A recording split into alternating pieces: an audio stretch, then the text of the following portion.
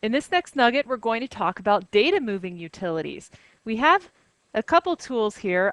One is called export and another is called import.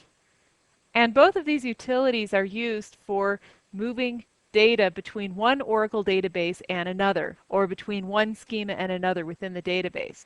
When you're using import-export, you can also create what we call transportable table spaces. It's just a very fast way of moving self-contained table spaces from one database to another.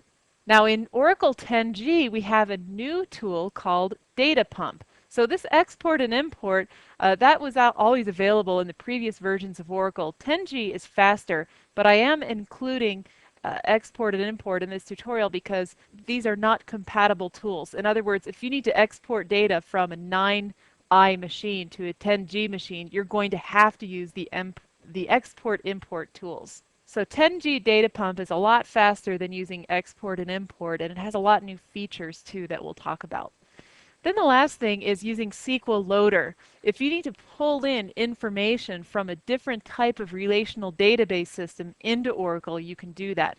For example, if you've got a database that's in a flat file or in an Excel spreadsheet, you can then pull that information into Oracle using SQL Loader. And you simply specify what the record and field separators are and what your column names are. Well, there's 4 types of exports we've got. The first one is a full database export, and in order to do this, you must have the export full database role enabled. Now, the sysdba has that role automatically turned on, but regular users can export the full database if they're granted this role. The second type of export is a schema export, so I might log in as Scott and I'm able to export my whole schema. Or, once again, if I have the necessary privileges, this role here, I can export somebody else's schema. Then we have a table level export. We can specify a comma-separated list of tables that we want to export, and if those tables aren't in your own schema, whoever's executing this, then they need to fully qualify the table name with the schema name as well. Then the last type of export we have is a table space level export, otherwise known as a transportable table space. What we're doing here is just exporting the metadata about a table space and everything in it, but we're not actually dumping the data. Instead of dumping the data into what we call a dump file, we actually copy files on the OS level, which makes for a much faster data transfer. Let's get started with our export utility. The export executable should be in your Oracle Home bin directory, and I'm right there right now, so I'll just do dir exp star. And actually we have a couple files here, a couple executables. The exp.exe is for export. expdp is for the data pump, which we'll discuss in a few minutes. You can run this export utility in interactive mode, or you can feed it a parameter file. You can even run it in command line mode or have it run in a combination of command line and using a parameter file. I'll show you first how to run it in interactive mode. Just say exp and then enter. And it prompts you for your username. We can do a full database export. To do that, you need to have the sysdba privilege or have the export database privilege granted. I'll show you in a moment how to do that. The export utility will interactively ask us a bunch of questions. The first one is the array fetch buffer size. The default it says here is 4096. This parameter is just meaning that it will, in increments of 4096 bytes, send information. And there's another parameter called commit. If that's set to yes, then it's going to commit after this number in chunks. So I'll just leave that at its default value. Next, it asks us what our export file is. This is what we call the dump file. The naming convention is to have the .dmp extension. The default value here is exp.dump, but really you could call it anything you want. Then we have 3 choices. Do we want to export the entire database? That's number 1. Number 2, do a user level, or what we call a schema level export. Or number 3, a table level export. Well, the default behavior is to do a user level export. I want to override that. Let's do the entire database. I'll hit 1. Okay, do we want to export grants? These are permissions that are on all the tables. Okay, let's just stick with all the defaults.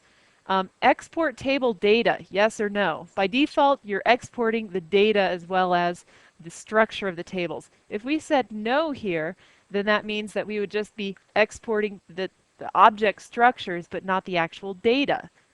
Compress extents, if you turn it off, your export will probably go faster, but it will take up more space. And we'll talk more about what extents are doing in our table space nugget. Okay, so we'll stick with that behavior, and then it starts to export. Now, while this is going, let me just tell you that there are many other options available to you, and I'll show you how to see what all of those different options are. My database is really small, and this export will probably take between 5 and 10 minutes. So you can imagine how long an export can take for a really large database. I've experienced exports that have lasted over 24 hours. Now earlier I mentioned why we're doing exporting. Well, we just want to move data around. Well, you might export data when you're creating another database or creating another schema. Another reason for exporting is if you want to get rid of some fragmentation in your tables. You'll often hear people talk about exports as being a logical backup as opposed to a physical backup where you're actually copying the database files associated with your data. We didn't specify a log file, so we're not going to get one. But let me show you how to do that.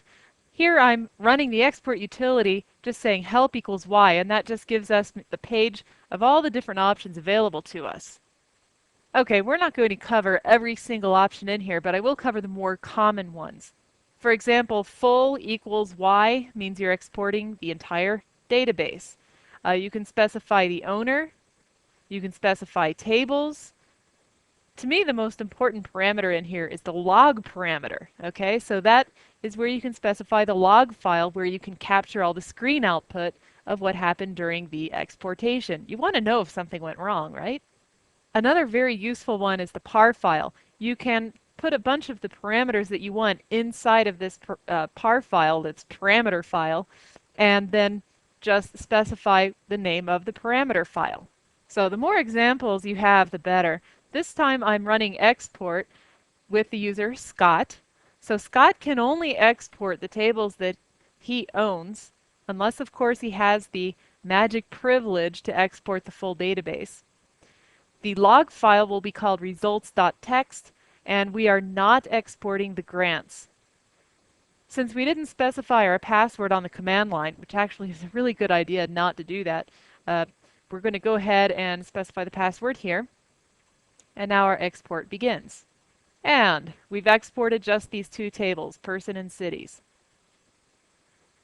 The dump file went in this directory. It actually clobbered the previous dump file from the full export. Let's look at our results for our export. Okay, looks fine. I don't see any errors.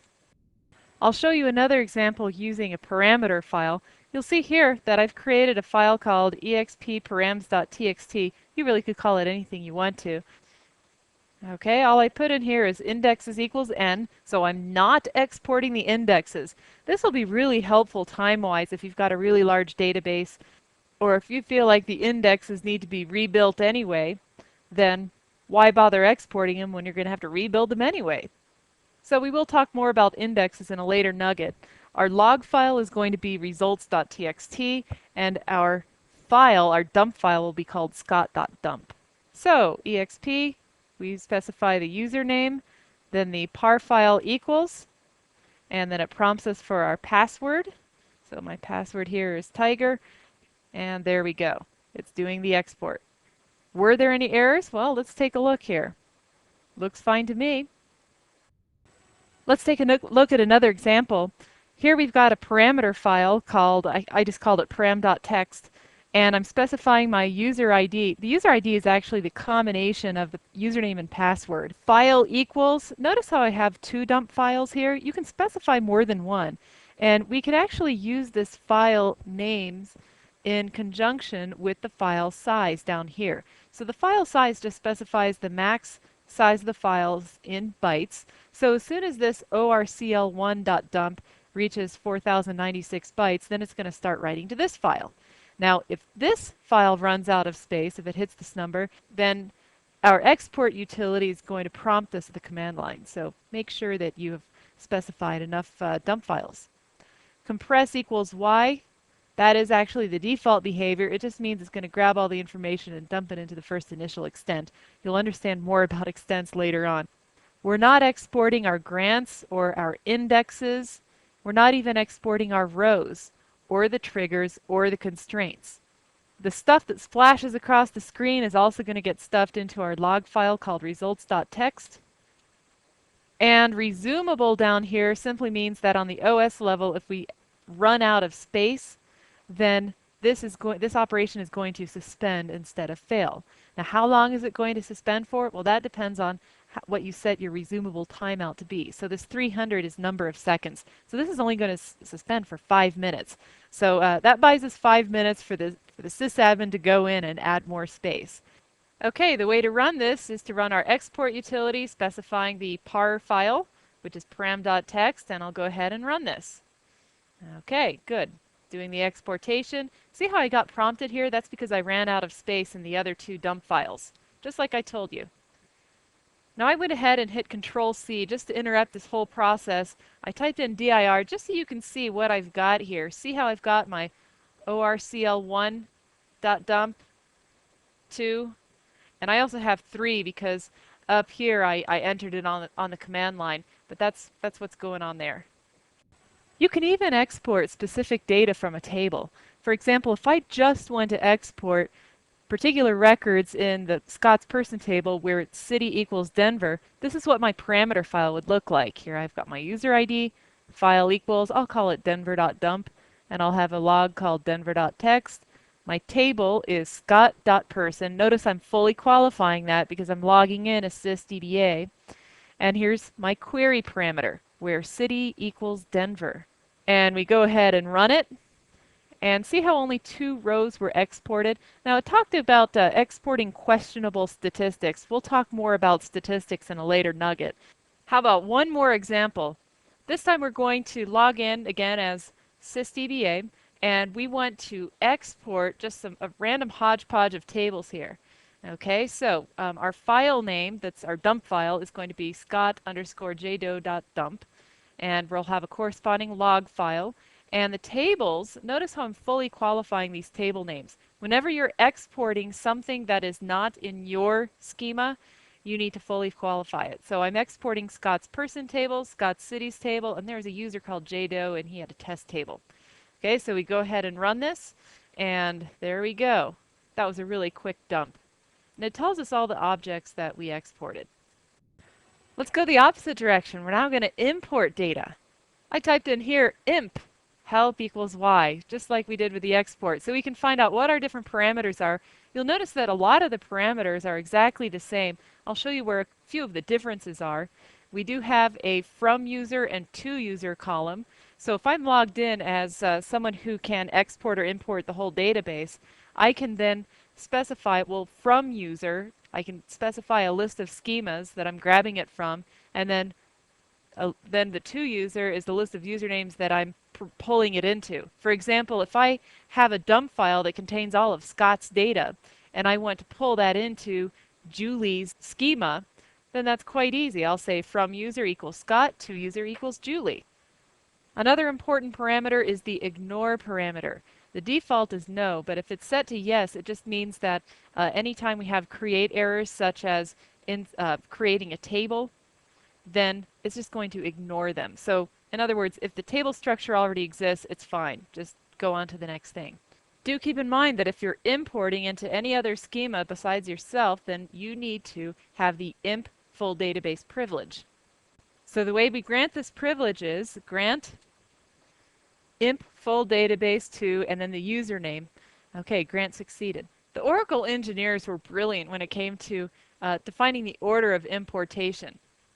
If you're importing some stuff into your schema, the first thing that's going to be imported are type definitions. We haven't covered that, and it's really not the scope within the scope of this course. But a type is basically a specialized custom data type. Then it's going to import table definitions, but not the data. Then the table data.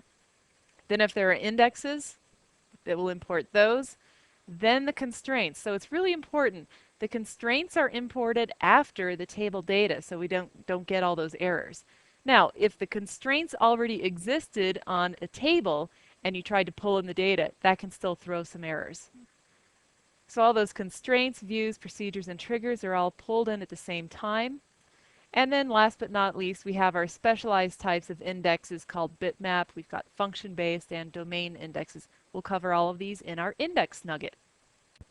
Let's briefly talk about transportable table spaces. These are a wonderful, wonderful tool to let you move huge quantities of data from one database to another. Now, the traditional export utility is going to be issuing SQL statements to dump data into the export dump file. With transportable table spaces, that's not the case. What we're really doing is just exporting the metadata to the dump file, and that's it. And then we get onto the OS level and we manually copy the data files that correspond to the table spaces. So let's say that we've got two table spaces, users and data, that we want to transport. We have to make sure that all the data in there is self-contained. In other words, if there are any foreign key constraints, that they have to be within those two table spaces. And I'll show you in our table space nugget how to dig into that type of data. Okay, so the first thing you want to do as a sysdba is make the table space read-only. So you'd log in as a sysdba and say alter table space, the table space name, read-only. So I'm doing that twice, once for each table space. Then you export the metadata. You issue the export command with the username password, specify the comma-separated list of table spaces, and then you say transportable table space equals Y. This flag is just saying, hey, just dump the metadata and that's it. And then you go out to the OS level and copy the data files. This type of operation can shave off a couple hours of an export. Now we've got this new tool called 10G Data Pump Export and Import. This is one of my favorite features of 10G. This data pump export and import has really similar parameters to the old style export and import, but it can be a lot faster. And it can only be used on 10G. So if you're trying to export data from 9i onto 10G, you're going to have to use the old style export and import. This too uses dump files. We actually call it a dump file set. And there are some pretty big differences between the two styles of importing and exporting. The biggest difference is that the dump files are going to be on the server side, whereas with old style, the dump files actually go on the client machine. So you'll see that I have this P in a circle. That's the major process that is performing all the operations, and the smaller P's are the worker processes that are actually doing the transfer to the dump files. And what's so cool about this is that you can have these processes now work in parallel, so it can go a lot faster. So you see here over on this target database, if we want to import some data, we're actually importing from the dump files that are on the source database server machine. And once again, you'll have one process that's in charge of the whole picture, and then that is controlling some smaller processes that are actually doing the data transfer. So here are the major differences between the two styles. DP for data pump here, it accesses, like I said, the dump files on the server. It can also use parallelism. Oracle recommends setting the parallelism to be at least 2 times that of the number of CPUs. We'll get into that in just a moment. You can also export metadata just like you can with original export. However, that data is represented as XML. Well, why would we want to do that? Well, it makes it easier to do some remapping of schemas or data files or table spaces. Data pump is also self-tuning, which means you don't have to mess with any of those parameters dealing with buffer size. But with data pump, you also don't have the ability to do intermittent commits. But what's really neat is that your data pump jobs can be stopped and started, they can be paused. You can detach from a job on the client side and then you can reattach to it. Let's say that a job has started and it has a parallelism of 2. You can pause the job and then change the parallelism to something higher if you want. And the reason why these jobs can be stopped and started like that is because the data pump job is actually stored in a table under the schema of the user who's running the job. Since all of the dump files are going to be on the server side, we need to have a directory object to contain all those files. A directory object is just an object that you can query in the data dictionary, and it specifies a directory on the operating system level. By default, this directory, a directory called data pump dir, has been created for us. And we can dig into our data dictionary, into DBA directories, to see where that is. So let's execute that. So on the OS level, this is the directory. So when we're performing data pump, this is the default directory where things are going. Now we can override this by specifying another directory, give it a special name, and then explicitly state that directory name. Okay, well, we're going to now perform the export. We're logging in as Scott Tiger. Our dump file will be in our data pump dir. Remember that logical directory that we can create? I'll show you in a moment how to create that. And info.dump is the name of our dump file. And I'll show you in a moment how to have more than one dump file. No log file equals y means that we're not generating any log files. And then tables equals person city just means we're exporting just those tables. So let's go ahead and execute this. This might take a few seconds because it's actually creating tables to store the job itself. Okay, so if you hit Control C, you can get to interactive mode. You'll get to that export prompt, and you can then type in help, and this is where we can pause the job. We can export out of this client section but still have the job running. For example, we can say exit client, okay, and we get back to our prompt, but the job is still running in the background. Okay, so I'm now logged in as a sysdba. There is a data dictionary view called DBA data pump jobs. Okay, so we can do a query here. Well, it came back as no rows selected because our job is already done. It was a pretty short job. We'll do this again in a second when we're exporting the whole database. We should get something. In this next example, I'm going to show you how to create a directory, and then you need to grant permissions on that directory to other users if you want them to use it in their import or export. I'm logged in as sysdba, but to create a directory, really all you need is the create directory privilege. Okay, so here I say create directory, and I give it a name, in this case DP, as, and then in single quotes, the full path of what directory you want that to be. Now keep in mind that this directory already has to exist on the OS level, otherwise you will generate an error. So our directory was created. Now if you want to grant somebody the privilege to read anything from that directory, you need to give them the read privilege. Here I'm granting read and write privileges to everyone on the system on that directory. Now I'm going to grant this other permission, export full database, to Scott. So now Scott can do a full export of the whole database. Let's look at this example. We're logged in as Scott Tiger. We're doing a full export. The dump file will be in the DP logical directory, and the name of the dump file will be full, and that %u will actually be replaced with some dynamic content. So if we have more than one file, they'll be slightly different from each other. Log file equals, well, that log file will also be in that logical directory, and the name of it will be called full.log. And we can give our job name a meaningful job name instead of relying on Oracle to give it a name for us. So we'll go ahead and execute this one, and this again will take a few minutes because it is creating a table to contain all of the export metadata. Now, I'm going to hit Control C to get into interactive mode. There we go, we're at our export command. Once again, we can type in help to see what's available to us. And if you want to kill this job, just say kill_job. Now in this example, we're actually just estimating how much space the full export is going to take. We're not really dumping any real data. So once again, logged in as Scott Tiger, full equals y. We give it a job name, and let's go ahead and execute this.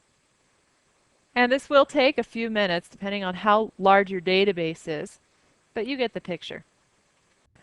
Let's talk about some additional import parameters.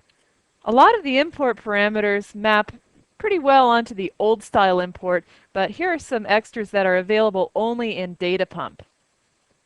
For example, you can remap or rename schemas, data files, and table spaces. You just specify the source and then the target. You can also tell Oracle what content you want to import. By default, the content is going to be all, but you can also specify metadata only. That's assuming that the table structure is already there. So if you only want to pull in rows, you can do that. Or you can just pull in the metadata without the rows.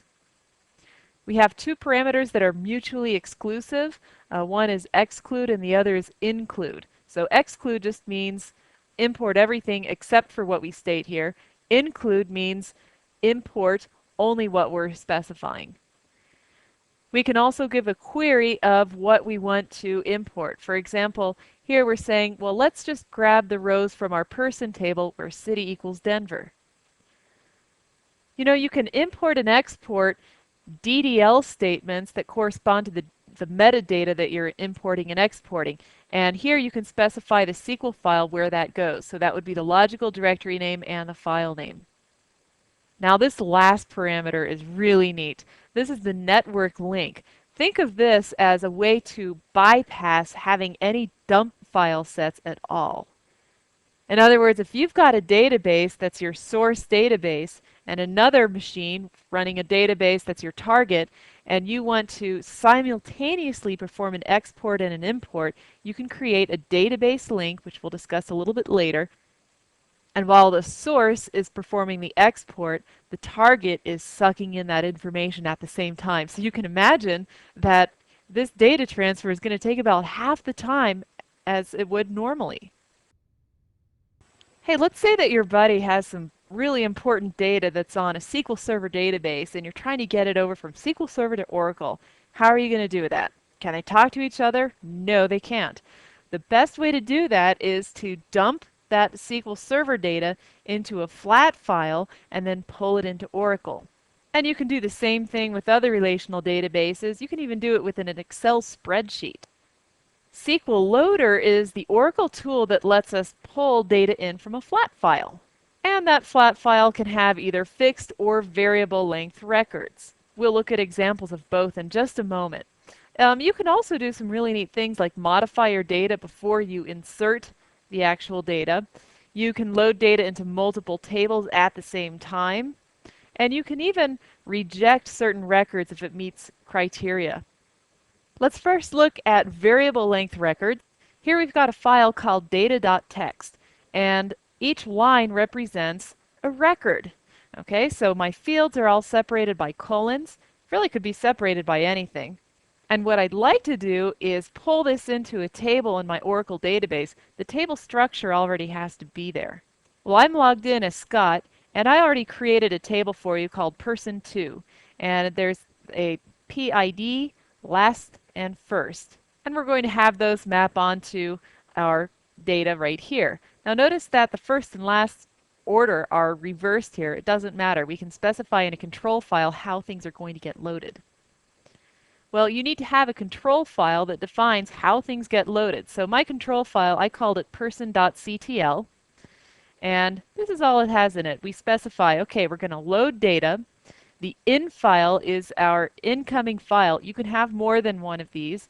It will just be a comma-separated list. Into table, and you specify the table name. If it's someone else's table, then of course fully qualify it. The fields here are terminated by a colon, optionally enclosed by a double quote. Then in parentheses, we explain how the data gets mapped onto the actual column names. So the first thing in our column here is going to be the person ID, then we have the first name, and then the last name.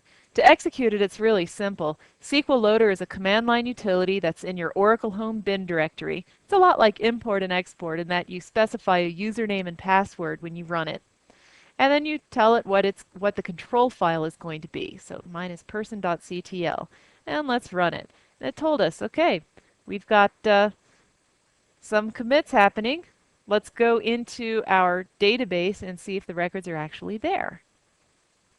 Select star from person2. There we go. In our next example, we're going to deal with fixed length records.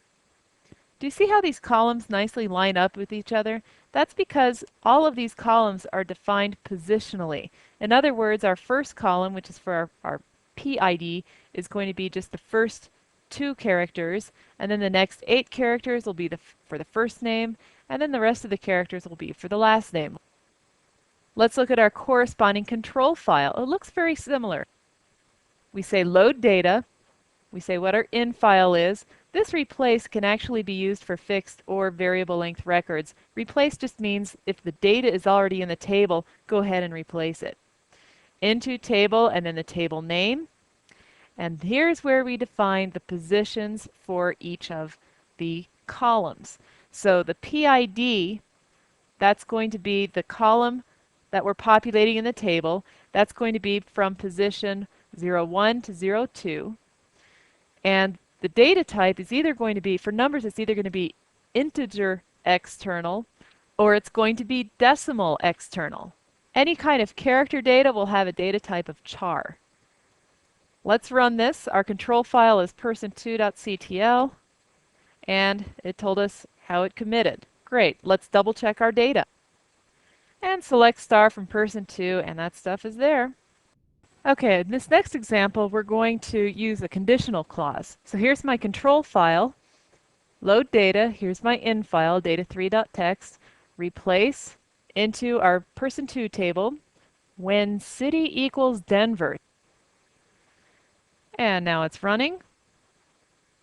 And here are our results. So you see, we only have these 2 records with Denver. How about doing some conversion to the data before it gets inserted into the table? Okay, so here we are specifying our columns, but notice how the first, right afterwards, has in double quotes the upper function. And we're using as the argument the column name preceded by a colon. This is what we call a bind variable. In fact, we're doing that for all 4 of these. So see, here's our original data, and remember, we're still filtering out. We're just grabbing the Denver people. And let's run this. Okay, we got our commit point, and select star from person2, and see how our data is in all uppercase. Now that I've shown you how to export and import databases, schemas, and tables, you should be able to pretty easily clone a database and move around schemas here and there, as well as move around transportable table spaces like I showed you. And with the new 10G data pump, you should be able to easily move around quickly massive amounts of data. And also use SQL Loader to pull in information from some other relational database. I hope this has been informative for you, and I'd like to thank you for viewing.